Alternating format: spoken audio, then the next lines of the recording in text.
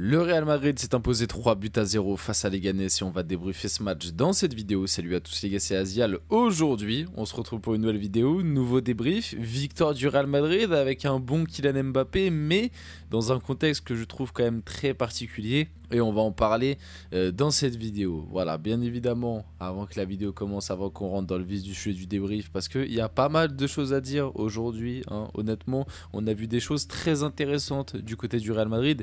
N'hésitez pas à liker, à commenter, à partager, à vous abonner, ça fait toujours plaisir et ça aide pour le développement de la chaîne. Et nous, on va pouvoir y aller dès maintenant et parler du coup de ce Real Madrid-Leganés. Victoire 3-0 comme j'ai dit, buteur Kylian Mbappé, Federico Valverde sur une belle combinaison encore une fois sur coup franc et une frappe, voilà, une frappe à la Valverde.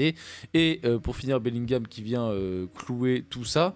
A noter quand même, c'est important de le préciser, que j'ai trouvé une équipe de Leganés très faible, vraiment très faible, mais ça n'empêche pas que le Real Madrid a livré une belle prestation et que les joueurs sur le terrain ont tous été au niveau, notamment Kylian Mbappé qui je trouve a fait un bon match. Voilà, peut-être pas non plus un excellent match comme certains nous le disent, etc. Moi je trouve qu'il a fait un bon match, mais maintenant je trouve que ça n'a pas encore une fois été le meilleur de cette équipe. Après c'est pas grave de pas être le meilleur de cette équipe, mais ça n'a pas été le meilleur de cette équipe. Et surtout il va y avoir un réel débat autour de Kylian Mbappé, c'est par rapport au poste. Parce que maintenant qu'est-ce que tu fais ? Les supporters du Real Madrid m'avaient pourtant promis et assuré que Kylian Mbappé il allait arriver au Real Madrid et qu'il allait devoir s'adapter comme tout le monde et que Vinicius n'allait jamais bouger du côté gauche. Bon bah on aura attendu 3 mois. On aura attendu 3 mois pour voir Mbappé prendre le côté gauche et Vinicius jouer dans l'axe. Et pour moi ça peut poser pas mal de problèmes parce que sur ce match là face à Leganés, on a vu une animation sympa et des joueurs pas trop frustrés, mais quand tu vas jouer des équipes un peu plus cohérentes, bah qu'est-ce que tu fais ? Tu laisses Mbappé à gauche, tu remets Vini à gauche parce que tu sais qu'il est meilleur qu'Mbappé malgré tout à ce poste-là. Qu'est-ce que tu fais ? Tu préfères avoir deux joueurs à des postes, on va dire, tu préfères avoir deux joueurs bons ou un joueur excellent et un joueur moyen ? Tu vois, en fait, c'est un petit peu ça le débat, mais bref. On va y aller dès maintenant. On va rentrer dans le vif du sujet de la vidéo en parlant du coup de la compo et on va pouvoir reparler de ce petit débat là. Donc au goal on avait Courtois, bon il n'a pas eu grand chose à faire, il a fait une petite dinguerie à un moment là il s'est chauffé au pied, il a fait une petite dinguerie mais sinon à part ça rien à faire. Valverde latéral droit, en vrai c'est pas surprenant mais il a fait très bien le boulot et je pense qu'il va faire l'intérim jusqu'à cet hiver, voire même, attention, parce que le Real Madrid on sait que les mercato hivernales c'est pas des choses qu'ils aiment particulièrement.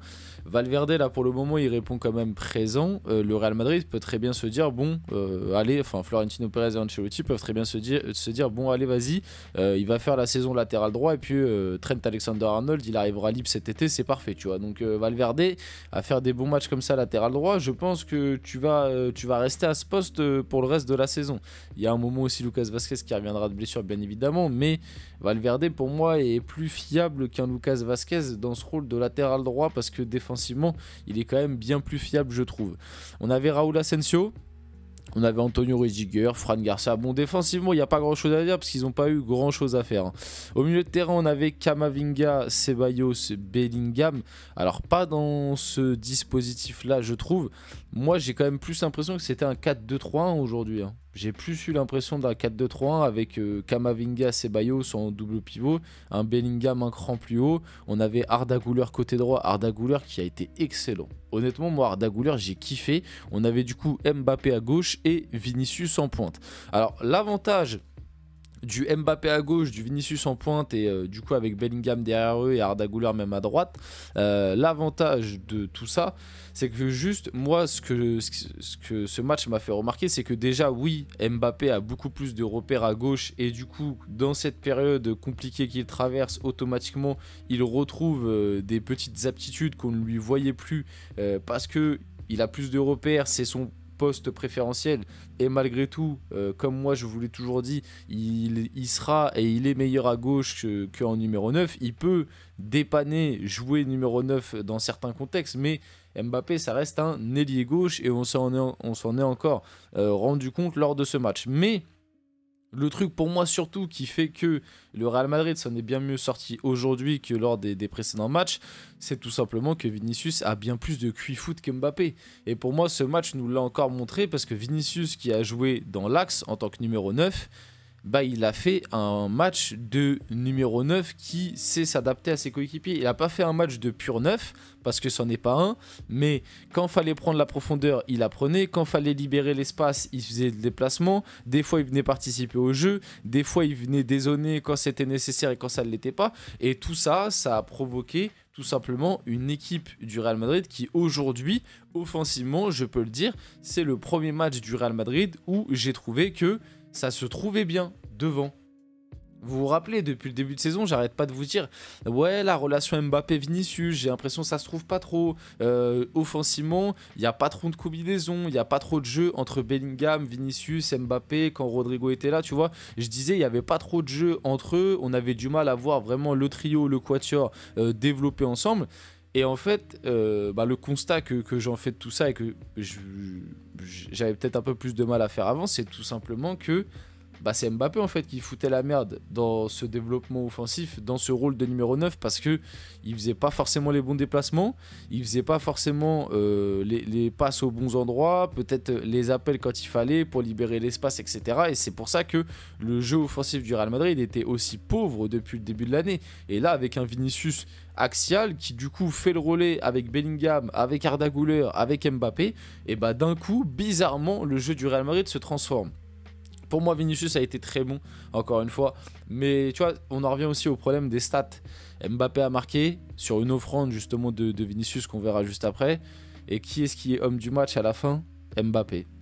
Tu vois, c'est ça le truc qui est terrible avec ce truc de statistiques. Et bizarrement, je suis sûr que beaucoup plus de gens dans leur débrief ou dans les analyses et tout vont dire qu'aujourd'hui Mbappé a été bon et peut-être minimiser le match de Vinicius. Mais Vinicius a été, moi je trouve, excellent. Bellingham a aussi été excellent. Arda Güler, j'ai kiffé. Camavinga fait son match. Bref, pour moi, Mbappé, il fait un bon match, mais c'est clairement pas le meilleur. C'est clairement pas le meilleur pour moi. Je mets Bellingham devant, je mets Vinicius devant. Et pour moi, ça se tape même avec Arda Güler. Valverde, je mets Valverde devant. Valverde a été excellent.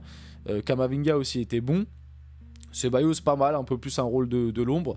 Mais voilà. Maintenant, par contre, le débat qu'on peut se poser, c'est qu'est-ce qu'on fait du coup? Vinicius repasse à gauche ou on laisse Mbappé à gauche? Qu'est-ce qu'on fait? Parce que je reviens à ce que je disais au début, les supporters du Real m'avaient pourtant promis que Mbappé au Real Madrid, il allait pas faire ce qu'il veut et c'est Vinicius qui allait rester ailier gauche et il allait devoir s'adapter.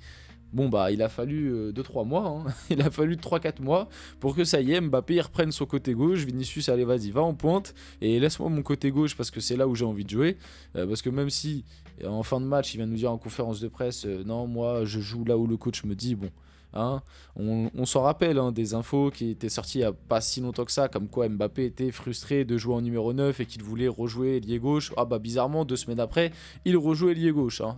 Tiens, comme c'est bizarre, juste avant la trêve il y a des infos qui sortent comme quoi Mbappé il en a marre de jouer numéro 9, il veut rejouer ailier gauche. La trêve se passe, tiens c'est bizarre, Mbappé rejoue ailier gauche. Non mais ça doit être un hasard, je pense que c'est Ancelotti, voilà, pendant la trêve il a eu une idée de génie. Bon voilà les gars, ne vous faites pas de fausses idées. Mais maintenant, ouais, le débat qui peut se poser, c'est du coup, tu préfères avoir 2 joueurs bons, parce qu'à l'heure actuelle, Mbappé est bon, mais pour moi, il n'est pas encore excellent, et en face, les Ghanais, c'était quand même très très faible. Et malgré tout, j'ai pas vu non plus un Mbappé souverain. Il y a beaucoup de trucs qu'il a ratés, voilà, il y a quelques gestes techniques où... ça te fait mal aux yeux, hein. Notamment il y en a un là qui tourne sur les réseaux où il essaye de dribbler le latéral de Leganés, il se prend un stop et après tu le vois bouder, il récupère la balle, il retente, il se reprend un stop. Il a loupé pas mal de choses, mais par rapport à ce qu'il avait montré ces derniers temps, le visage est tout autre et ouais, on a eu un bon Mbappé tout simplement. On a eu un bon Mbappé, mais du coup tu préfères avoir un bon Vinicius et un bon Mbappé? Parce que Vinicius peut faire le taf en neuf, mais pareil, je pense que dans des matchs un peu plus bourbiers, ça peut être plus compliqué pour lui. Ou alors tu préfères avoir un Vinicius excellent à gauche et un Mbappé moyen en pointe comme on voit depuis le début de saison. Ou alors tu préfères qu'Mbappé, si jamais tu le trouves pas bon à ce poste-là, tu mets Vinicius à gauche et tu mets quelqu'un d'autre. N'hésitez pas à me dire dans les commentaires. Moi personnellement, je préfère avoir Vini à gauche malgré tout et je préférerais avoir un vrai numéro 9 et à la limite mettre Mbappé à droite. Moi, je sais pas pourquoi Ancelotti l'a toujours pas tenté le Mbappé à droite, mais pour moi, ça paraît être une évidence, au moins de le tester, quoi. Juste l'essayer. Arda Güler a été très bon. Des petits highlights sympathiques, voilà. Il y a quand même du talent chez ce mec hein, qui a joué seulement 10 minutes depuis le début de saison quand Ancelotti voulait jamais faire jouer. C'est quand même intéressant. Donc le 2-0 sur une magnifique frappe lourde encore une fois de Valverde. Bellingham qui vient mettre le 3-0 en fin de match sur un petit cafouillage de la défense de Leganés. On a du coup, voilà, Mbappé homme du match comme j'en ai parlé. Bon, encore une fois, hein, c'est juste parce qu'il a marqué, parce que pour moi, c'est clairement pas le meilleur dans ce match. Et du coup, le Real Madrid revient très fort en Liga, talonne le Barça, les Merengues ne sont plus qu'à 4 points du Barça avec un match en moins. On finit la vidéo là-dessus, j'espère que cette vidéo vous a plu, si c'est le cas, n'hésitez pas à la liker, commenter, partager et vous abonner les gars, c'était Azial, on se retrouve très rapidement pour une prochaine vidéo.